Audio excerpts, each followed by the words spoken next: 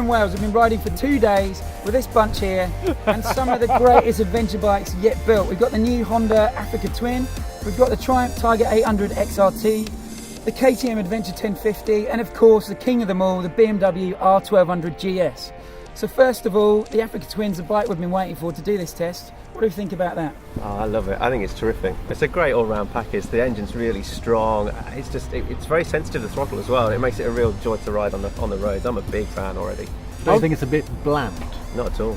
No. I was think, kind of Pod? expecting that, but actually having ridden it for all the time that we have done. I mean, look, the Honda can be a bit bland, but it just works. Everything works really well. I really like it. It's really sort of integrated, isn't it? It's really cohesive as a whole bike. Completely. Yeah, I like the little absolutely. touches on it. Like, it sounds silly, but the blue bar ends, the gold bar.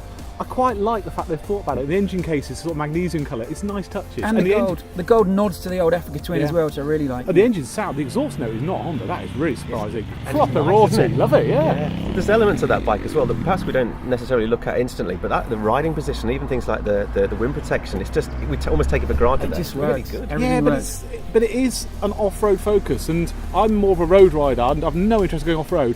Little things on that I kind of want to see. I want to see integrated heated grips. It doesn't have that, which is a real shame. Yeah. I kind of want the screen to be adjustable as well. There's things that, as a road rider, I want on it, but it's put its focus more towards the off-road, it seems. Are you going to buy this bike and go to the desert? Or do you just want to look Or are like you going to ride Yeah. Skegness Yeah. Yeah. on that kind of adventure? But I'm the Skeggy rider, which is why I kind of like the GS.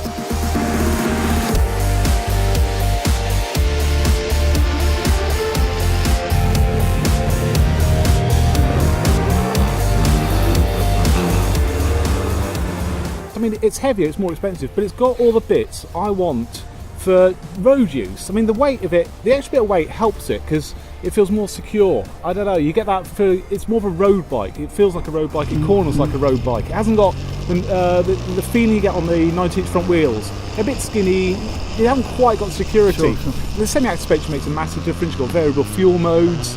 Got all these things you get on a GS that makes it such a good practical bike. Massive tank range, extra grunt, 2 up, loads of grunt. 14 Yeah, or so grand though in that spec that we've got compared to what 10ish for the Africa Twin. That's 4,000 quid. That is a That's lot a of lot of money. money in anyone's wallet. So look, the BM is the king of all of them. I've ran loads of them as long termers in the past on different titles and stuff. I absolutely love them. For me, it is starting to feel a bit kind of, again, like it needs, Yeah. there's got to be a new one coming. It feels a bit old, it feels a bit clunky, it feels a bit heavy, but I still absolutely adore it. You know, you can't go wrong with it. It's a known quantity. You get on and you go, I know we're here, it's a GS, let's just go. It's definitely got that premium feel about Yeah. it. No, What no, do you it's think, also Phil? it's done well. Those BMW bits do cost extra, but they're done so well. They just work. Yeah. They're all intuitive. They all does things what you want, where you want. The ESA is brilliant. All that sort of stuff. And you could say the Tiger's got a lot of those sort of things as well. Oh. But I find it annoying because they don't work quite as well. The switch gear isn't as intuitive. The heated grips you can't tell if you're on or off. Those sorts of things.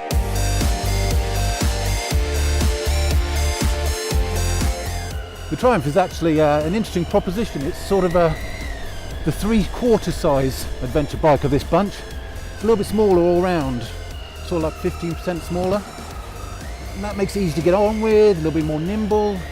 Generally speaking, handles better, sharper, a bit more of a street bike. The chassis on the whole is pretty good too. It looks good, it's good value really, considering what you get. You've got loads of sort of GS style toys on it. I mean, the base bike's brilliant, that engine's lovely, the chassis I essentially agree. is lovely. But they're just sort of adding bits to it without Yeah, they've bodged blending it well. For me and for some of the other guys on this test, there are quite a few niggles, there are quite a few irritating things. It's not really an off-road bike either. The Honda will surely destroy it off-road. I'm a big fan of the Tiger. I actually told my dad to go and buy one. There we go. But they're starting to. I think it's starting to feel a bit old. And I know it was only updated last year, but it feels a bit old in this class. And sure, it's an 800. The others are 1,000 or 1,200, etc. And it can run in this class, but it just feels like it needs to be next generation now. They need to be looking at the next one. You guys aren't a fan of the KTM? Well, I have one word for the KTM, and it's uncomfortable. as strong as that engine might be, it's just I can't go far on it before wanting to get off again. I mean, I mean, for me, I'm a bit hot and cold with the KTM. So this one is a sports bike of the bunch for me because it's got that punchy engine. It's got the sharper, arguably, handling than some of them. Yeah. It's very tight, very pure, very minimal. but you also question it's sort of lacking stuff in a way as well. It's a bit, you could bare minimum, it's the same sort of price as the Africa Twin, but it doesn't seem as finished, doesn't seem as posh, doesn't have as many nice bits, Yeah, I agree. In lots of ways, it's probably the most direct rival to the Africa Twin, I think. It is pretty much in terms of price.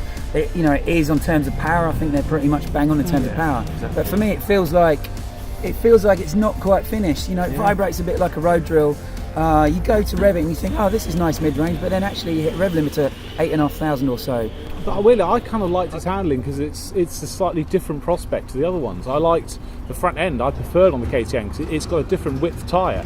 And again, talking road riding side, I prefer that feel on definitely to the Tiger. The Tiger front end didn't feel right at all. I prefer the feel of the KTM. But then it got off the Africa Twin and got on the KTM, and then I noticed the seat was really uncomfy. And the pegs seemed quite high as well. And I've been really enjoying it up until that point. But then when I got off another one, I went, oh, actually, And that's the great thing with doing a grid test like this. We can jump from one to the other, which, most people aren't fortunate enough to do, I suppose.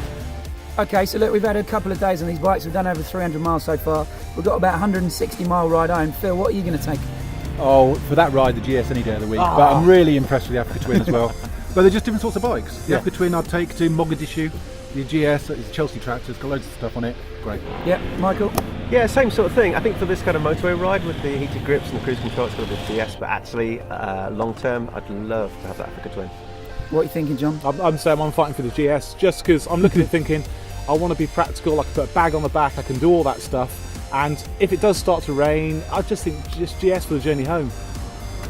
So for me, I love the GS. I think as a motorway bike, it's probably the best one here. In lots of ways, it's the best one here. Can't get over the fact that in that spec we've got it, and even as standard, it's about £1,800 more than the Africa Twin. So I'm going to take the keys to the Africa Twin. Skinflint.